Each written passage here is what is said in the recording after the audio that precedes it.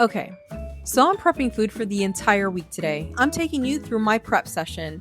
I am making marinades that I'll use now and later. I'm prepping several different proteins. I'm getting vegetables ready. And then tonight, I'm going to show you exactly how I use this food to make a delicious dinner in minutes. Come along, let's get this done. All right, first things first, Yukon Gold potatoes, which are my absolute favorite. I'm giving these guys a really quick wash, and then these little babies are going right into the air fryer. I'm just going to cook them at 370 degrees for about 30 minutes, and if they are larger in size, I will go anywhere from 45 to 60 minutes, but it really just depends. These are one of my absolute favorite go-to carbs for the week. Seriously, I can add these guys to pretty much any meal.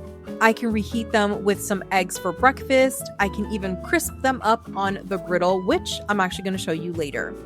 The key with potatoes is really just getting them done. Because listen, once they're cooked, they are so freaking versatile.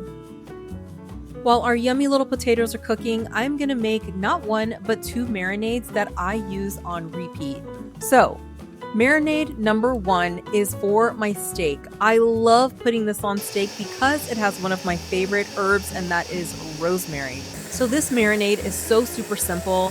I throw in some freshly chopped rosemary, some salt, pepper, fresh garlic, onion powder, garlic powder, olive oil, and I give everything a really good stir.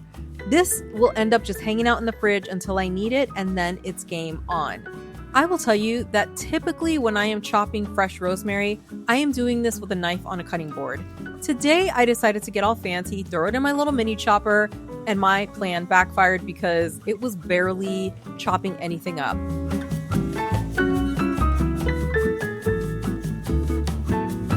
So you will see I end up using my little blender cup, and when I did that, my blender pretty much pulverized that rosemary, which is fine for me because that just means a lot more of those natural oils got released, which made it so fragrant, even that much more delicious. I can't even tell you, but sometimes these accidents are happy accidents, and we are where we are. So I don't know why on this day I decided that it would be a great idea to throw it in my mini chopper, but here I am.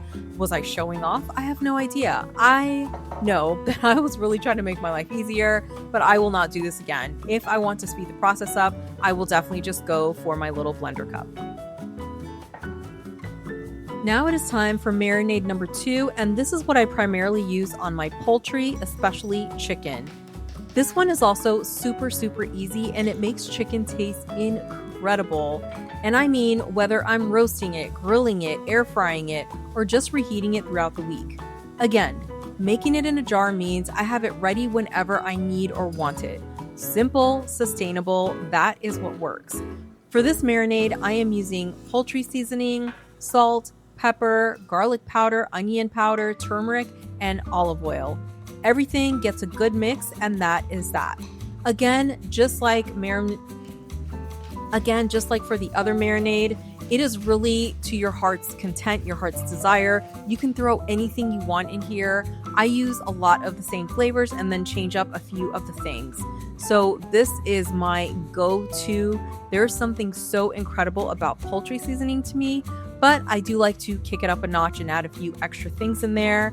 And then, like I said, that olive oil, she's just like the little carrier. She gives it that nice something. And then, when you air fry it or roast it or whatever, you get that nice golden crispiness on. Oh my gosh, my mouth is watering. I'll stop.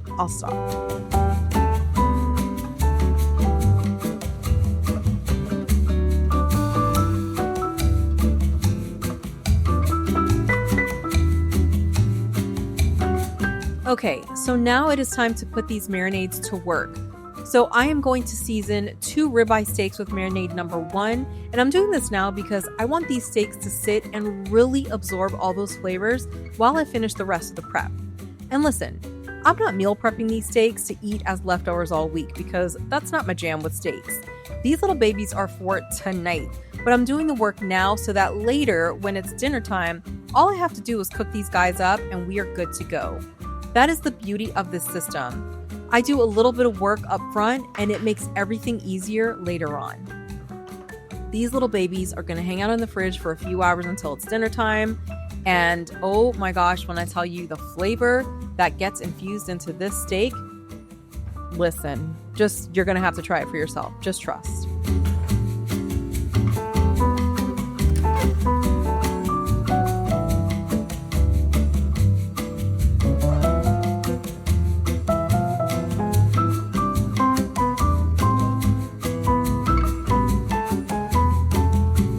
We are moving on with marinade number 2, and we are doing that with 2 whole chickens. If you know, you know. Every week I make at least 1 whole chicken, but typically it is 2.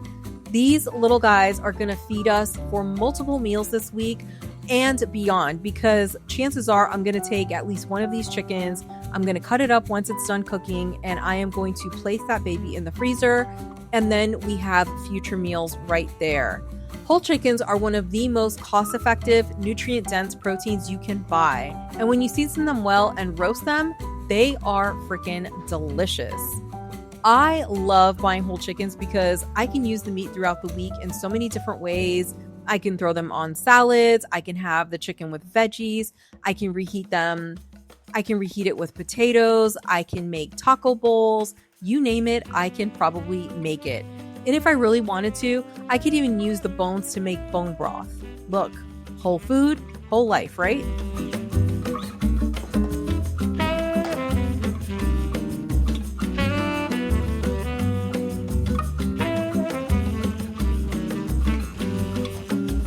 Moving on, because we have heaps of things to do, I am finally chopping some onions because I'm about to cook 6 pounds of ground beef.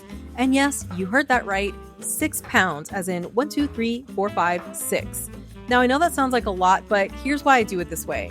Ground beef is another one of those proteins that I find to be so versatile. I can use it in heaps of different ways, in heaps of different meals throughout the week. And when I cook it all at once, I am saving myself so much time, so much energy, and so much cleanup later. Plus, like the rest of my food, I like to cook a bunch of it, have a little in the fridge for us to eat off of for a few days, and the rest goes in the freezer. Future me is always so grateful to past me. Right now, I'm about to put my little mini chopper to work again, but I can tell you with great confidence that this time things go exactly according to plan. So this just makes my job a lot faster. I don't have time to stand here. I mean, I could make the time, honestly, but I don't want to make the time to stand here and chop 3 whole onions. I also like my onions to be finely chopped because I don't like biting into onion. I just don't. The flavor, amazing. Actually, biting into the onion, not my vibe. So when I do it like this and I throw it in my mini chopper, I can chop it up very quickly. I can chop it very finely, and then we are good to go. Now that our onions are all nice and finely chopped, it's time to cook these guys. I am getting the biggest pan I have, which I swear is the size of a baby's bathtub. But this works perfectly anytime I need to cook big batches of anything, especially my proteins. So I am starting with the onions, like I said, and I'm going to cook these guys for anywhere from 8 to 15 minutes until they are soft and translucent. This is going to add so much flavor to our beef. I like to do this step first anytime I'm cooking anything with onions because I like my onions to be nice and soft and translucent, like I said. I almost want them to melt down, if you will.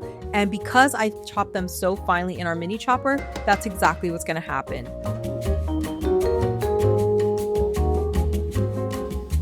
While the onions are going, I'm also starting water for green beans, which are my absolute favorite veggie. This is what I mean when I say I'm doing multiple things at once. This really just makes it so that it's not overwhelming for me. Everything is just strategic. I want to make sure that I'm making the most of my time.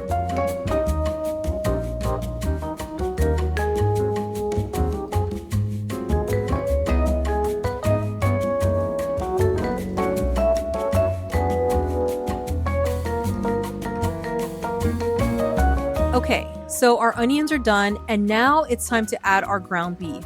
So again, I am using 6 pounds of ground beef, and I'm using 93.7, so that means it is 93% lean and 7% fat. Typically, we use 96.4 because the less fat, the fewer the calories, but this is easier for us to find and get our hands on. Also, I really like this ratio because it's lean enough to feel good about, but it still has enough fat to taste really, really good. Ground beef that's too lean can be dry and flavorless. This little ratio right here, 93.7, this kind of hits that nice sweet spot. When I season this up, I am using these little seasoning packets that I have been using for quite some time now, and I love them. I don't have enough packets to make 6 pounds of beef, so I'm gonna add some extra things. And again, this is just a measure with your heart. So I'm gonna add some salt, some pepper, garlic powder, onion powder, some chili powder, and we're gonna be good to go.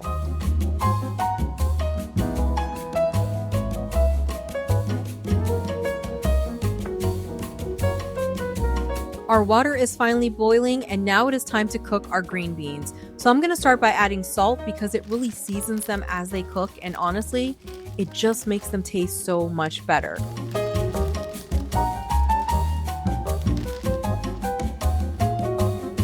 With all of that out of the way, it is time to move on to our siete salsa, which I'm gonna add to the ground beef. Now, number one, I love siete salsa. The other benefits to adding this is that 1, it adds flavor, and 2, it adds moisture. After I do this, I'm going to mix it all in, and then I'm going to use my meat chopper to mince the meat into smaller, more uniform pieces because while I love my ground beef, and trust me, I do, I don't love the big chunky pieces. What is it with me and these big pieces? I don't like big pieces of onion. I don't like big pieces of ground meat. What the heck is even happening? This is talk for a therapist, I'm sure. We are at one of my favorite parts, and that is number 1, our beef is done. Number 2, and most important, is that I am now prepping everything to go into storage containers. A lot of this really is going to go in the freezer because, listen, 6 pounds is way more than we're going to use in a week. And I really want to make sure that none of this goes to waste. This is a lot of hard work. This is money. This is all the things. This is really another key part of my system, and I'm not just cooking food and hoping I'm going to use it. I am intentionally portioning it out and storing it in a way that makes it easy to grab and use later. So I love to do this. I love these storage containers. I bought them on Amazon. I will gladly link them below for you, but they have been fantastic. They nest beautifully in the cabinet, and they stack perfectly in the freezer or in the fridge. So fantastic. I cannot rave about them enough. With our green beans done, I am doing the same exact thing. I'm just going to take them. I'm going to pull them out with tongs and throw them right into one of the food storage containers. We plan to eat these green beans pretty quickly, so I'm not going to put them in the freezer. I will just put them in the fridge once they've cooled. Our potatoes have finally cooled, so I'm going to do the same thing. I'm going to throw these guys in a storage container. This time around, I'm not using one of the rectangular containers. I'm actually using reusable bags. So when I store my potatoes, I like to get a paper towel. I put it at the bottom of the bag. I put in some of the potatoes. Halfway through, I'll use another paper towel and then throw in the rest of my potatoes, close it up, and I'm good to go. This will go right into the fridge, and we can eat from it for the next few days. The reason I like to add the paper towels is because they absorb any moisture that starts to build up within this bag. And if you know, you know. Moisture is the enemy. Moisture is going to lead to your food going bad, the mold, and all the things. And that is not the life we're trying to lead. We don't want that life. So I make sure that I do this, and it has worked beautifully.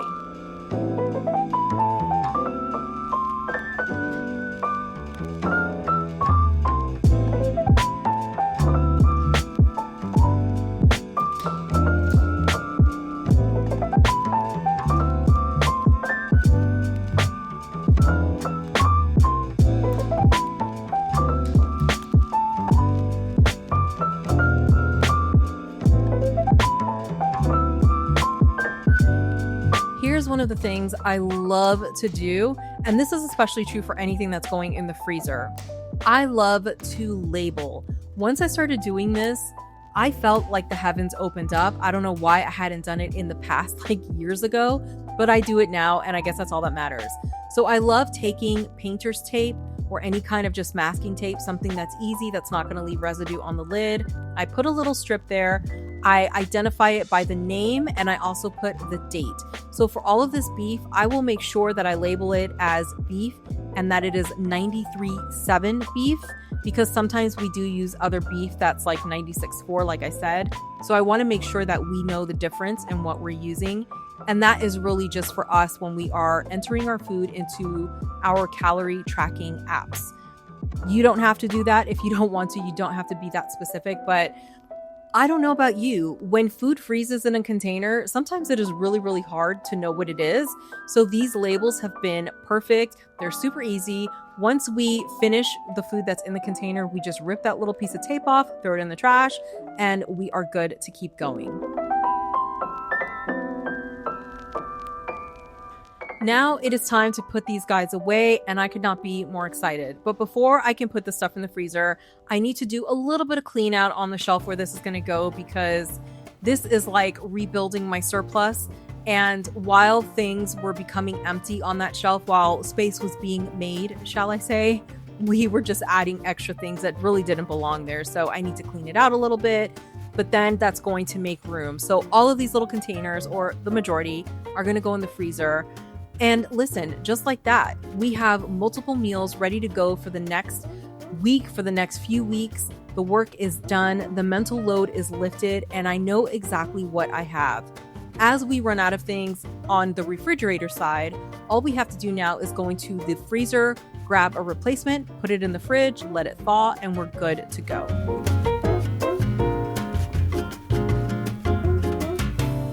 Okay, so we are going to fast forward in the day because now it's dinner time, and this is where I want to show you how I actually use the food I prepped earlier.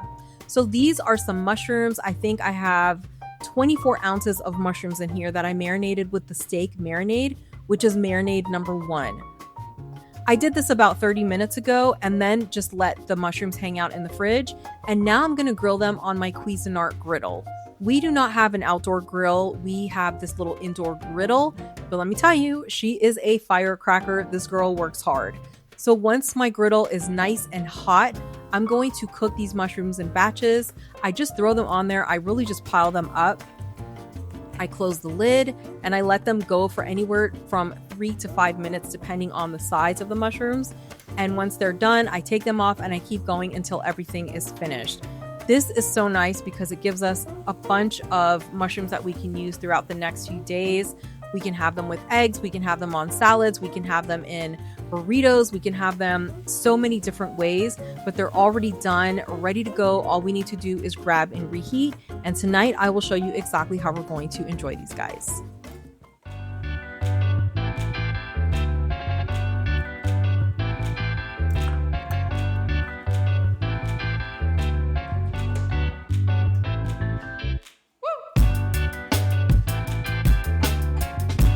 Our mushrooms are done, and now it's time to cook our steaks. So these guys have been hanging out in the fridge all day. I took them out about an hour ago to let them come down to room temperature. You don't want to cook cold meat, trust me on this. So now that they're at room temperature, I'm going to throw these on. The griddle is nice and hot. It is piping hot, and that is exactly what I want. So with our griddle on like the hottest setting, I'm going to cook these steaks for 3 minutes, and that is because we like a medium rare steak. Here is the big takeaway. It is that I'm not starting from scratch. I already did the work earlier. The steaks were seasoned and ready to go. All I had to do was turn on the little griddle and get these little pieces done, and we are ready for dinner.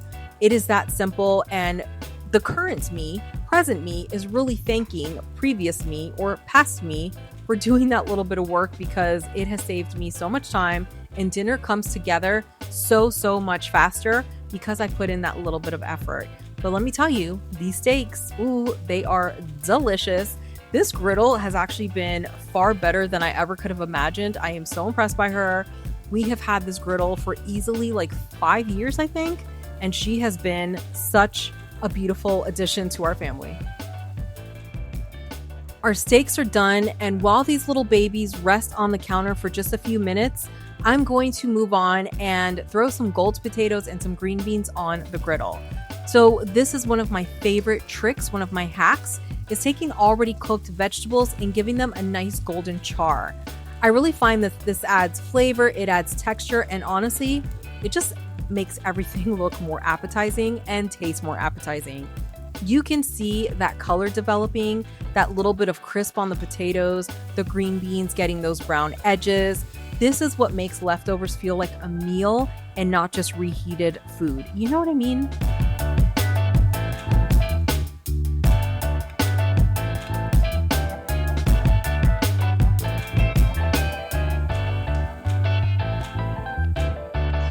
And there it is, my beautiful friend. Our steak, our marinated mushrooms, our crispy potatoes, our charred green beans.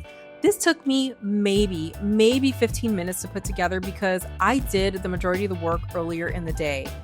Make sure you comment down below and let me know if you make any of these marinades or use any of these tips, or if there are tips that you want to share with our beautiful little community.